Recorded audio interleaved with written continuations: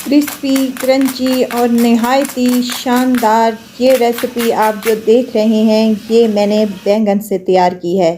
जी हाँ, बैंगन से तैयार की है। बहुत ही डिलीशियस बनती है और बहुत ही मज़े के ये पकोड़े बनकर तैयार होते हैं। बिस्मिल्लाहिर्रहमानिर्रहीम। अस्सलाम वालेकुम। मैं हूँ आयशा और वेलकम करती हूँ आपको अपने यूट्यूब चैनल आयशा के किचन में। आज मैं बैंगन से बने पकोड़े तैयार करूँगी जो खाने में बेहद डिलीशियस होते हैं और बनाने में बेहद आसान। यहाँ पर मेरे पास 2 बैंगन हैं जिसको मैंने धो लिया है और टॉवल की मदद से इसको अच्छी तरीके से खुश्क कर लेना है ताकि कोई पानी वगैरह ना रहे, ताकि हमारे जो बैंगन के पकोड़े हैं वो बेहतरीन से क्रिस्पी और क्रंची बन सकें।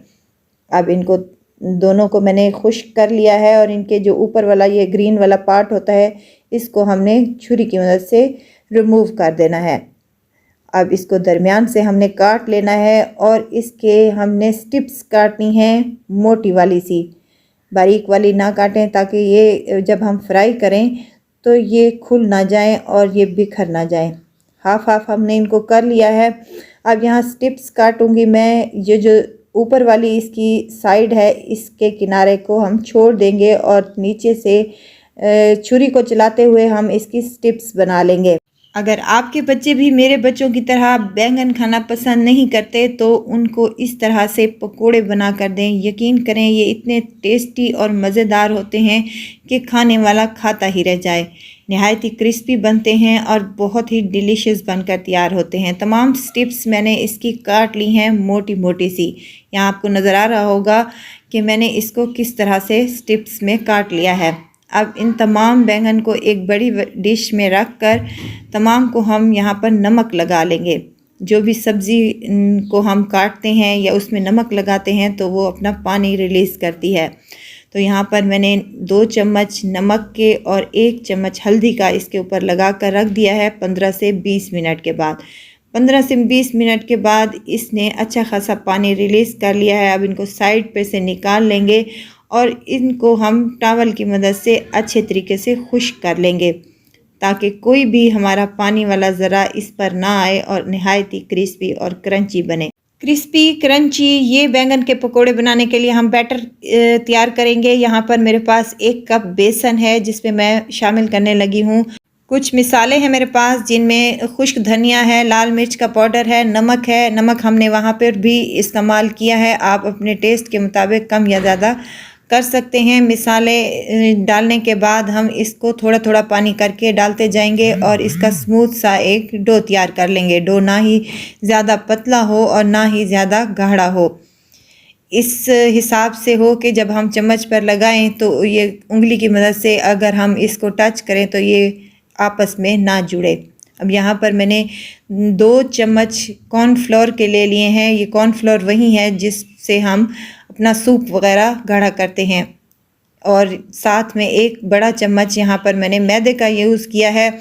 अब दोनों चीज़ों को अच्छे तरीके से मिक्स कर लें। ये हमारे बैंगन के पकोड़ों को नहायत ही क्रिस्पी और क्रंची बनाएंगे। अब एक बैंगन कटा हुआ जो हमने स्टिप्स काटी थी उसको उठाएंगे और इसकी तमाम लेयर्स पर हम ये मैदा और कॉर्नफ्लोर जो हमने बनाया है ये इस पर लगा देंगे। इसके लगाने का मकसद ये है कि ये बहुत ही क्रिस्पी बनेंगे और नहायत ही क्रंची बनेंगे इंशाल्लाह। तमाम मिक्सचर यहाँ पर हमने बैंगन पर लगा लिया है अच्छे तरीके से। ये क्रिस्पी नहायत ही मज़ेदार बनेंगे इंशाल्लाह। अब यहाँ पर जो बेसन का हमने मिक्सचर बनाया था वो इस पर डिप कर लेंगे।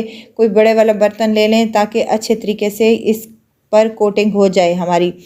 यहाँ पर अगर आपको मेरी वीडियो ज़रा सी भी अच्छी लग रही है तो लाइक करें, सब्सक्राइब करें और साथ में बेल आइकन के बटन को भी ज़रूर प्रेस कर दिया करें ताकि मेरी हर नई आने वाली वीडियो आप तक पहुँचती रहे। तमाम लेयर्स पर अच्छे तरीके से हमने बेसन लगाना है ताकि हमारा कोई भी बैंगन खाली ना रहे और नहायत ही क्रिस्पी और क्रंची हमारे ये बैंगन के पकोड़े बनकर रेडी हो सकें। पकोड़े तो वैसे भी हर इफ्तार पर बनते हैं, लेकिन आज मेरे कहने पर आप ये वाले पकोड़े बनाएं तो यकीन करें ये नहायत ही क्रिस्पी और क्रंची बनते हैं और खाने में बहुत ही डिलीशियस लगते हैं। तमाम पर मैंने लगा लिया है। ऑयल पहले ही मैंने गरम करने के लिए रख दिया था मीडियम टू लो फ्लेम पर। अब बैंगन इस पर डाल देंगे कढ़ाई में और इसको फ्राई होने के लिए छोड़ देंगे 3 से 4 मिनट तक एक साइड पर और 3 से 4 मिनट तक दूसरी साइड इसकी चेंज करेंगे तो माशाल्लाह से बेहतरीन सा इस पर कलर आया है और मज़ेदार से क्रिस्पी क्रंची ये बनकर तैयार हुए हैं।